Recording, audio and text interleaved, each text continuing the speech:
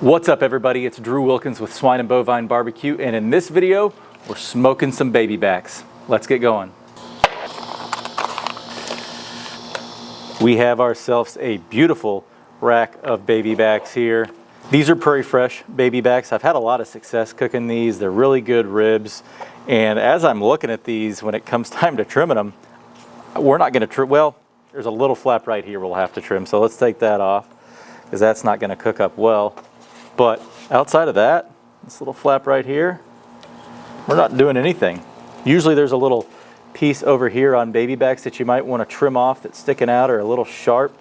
Nothing this go around. This bone over here on the wider end feels good. Normally you'll cut that off. It's a little thin. You know, we are going to take this last little bone off right here. I was thinking we wouldn't have to do much, but this meat is super thin, so I'm a little worried it's going to burn up on us. So we'll just take that off. But that's all we're doing for these from a trim perspective. These are looking fantastic. We're not peeling the membrane.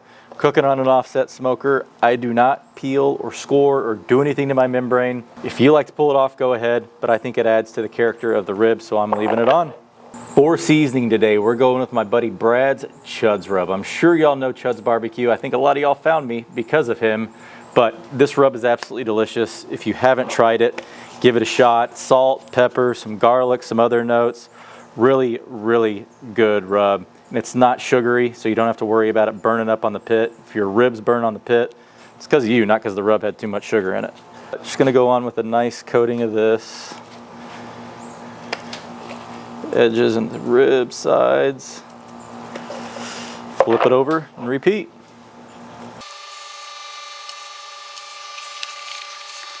Ribs are looking fantastic. Let's go fire up the pit.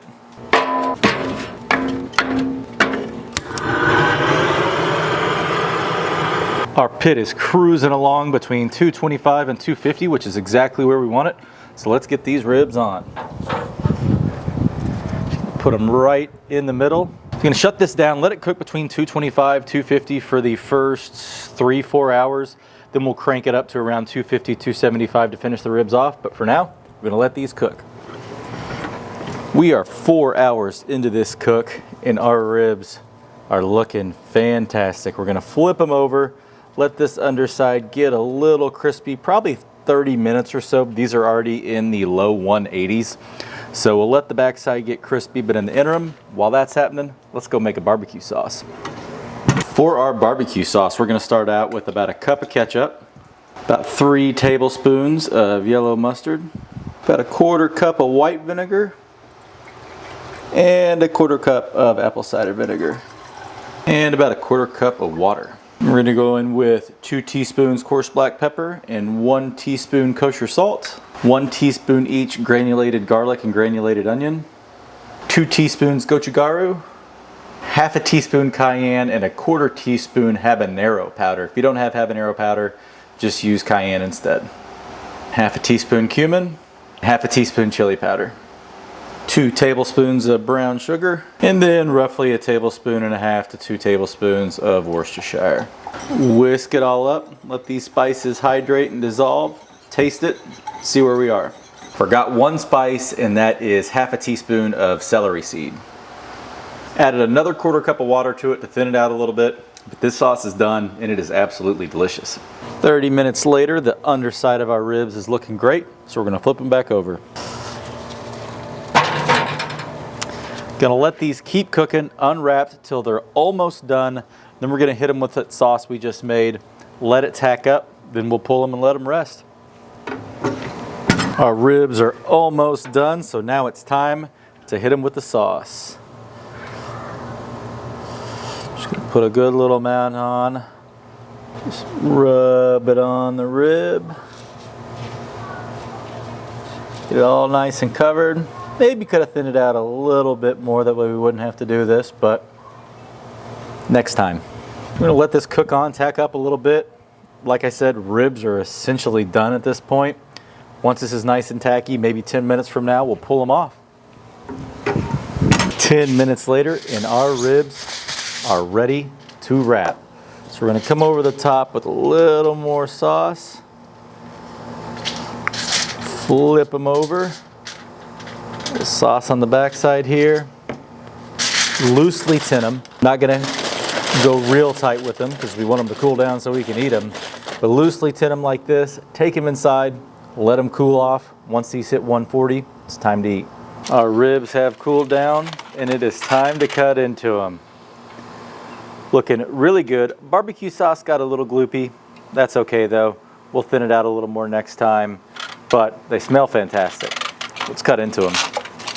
So I'm a bone side up cutter, especially with baby backs. These things can be pretty hard to cut.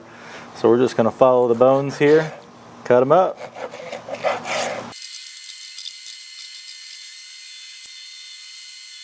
Borderline amateur hour cutting these ribs, but lots of little bark. Baby backs are a pain to cut. Usually I don't screw it up this bad, but it is what it is.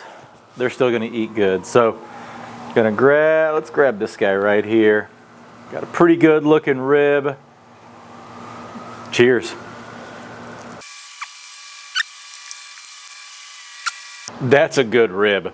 It's been a while since I've had smoked ribs. I love direct heat. I love how quick they cook. These were about 6 hours total. So certainly took a little longer than direct heat ribs cooked, but it's been a bit since I've cooked a traditional smoked rib. Now I love spare ribs, but I also really have a soft spot in my heart for baby backs. It's what I grew up on. It's what we started cooking in Chicago when I started out really cooking a lot of barbecue. These are phenomenal smoked ribs. Got a great flavor, that chud rub. It's got the perfect amount of pepper, salt, and all the other spices it has in it. That sauce is really, really good. Again, I would thin it out a little bit. You might have to adjust some salt in order to not dull the flavor out too much, but I just add more water, maybe a little bit more vinegar, both apple cider and white.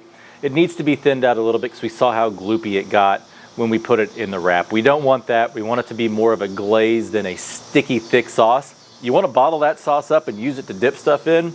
Perfect as is, but as a glaze, I'd thin it out a little more. And again, adjust your seasonings, mainly salt, to account for that. I'll do it next time, certainly, but it's a keeper. It's got a good little kick to it too.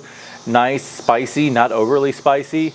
I love a good Swedish heat style barbecue sauce, and this certainly fits that bill. But ribs are fantastic. Got a nice clean bone here. Really, really good. As I said, I've fallen in love with direct heat barbecue, and for good reason, because it's absolutely delicious. And it takes a third of the time to cook ribs on a direct heat cooker, at least for me, than it does on an offset. But a smoked rib is really good. Got football season coming up, and if you serve a platter full of these puppies to your friends, they're not going to be disappointed. But again, always nice to fire up the offset again. It's been a little while.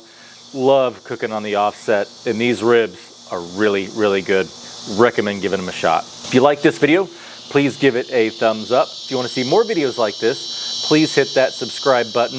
If you have any suggestions on what you want to see me cook next, or any suggestions on what I could have done differently here to make these ribs better, or slice them a little easier, baby backs are always a thorn in my side. Leave it in the comments section below. But as always, thanks for watching. We'll catch you in the next one. Bye.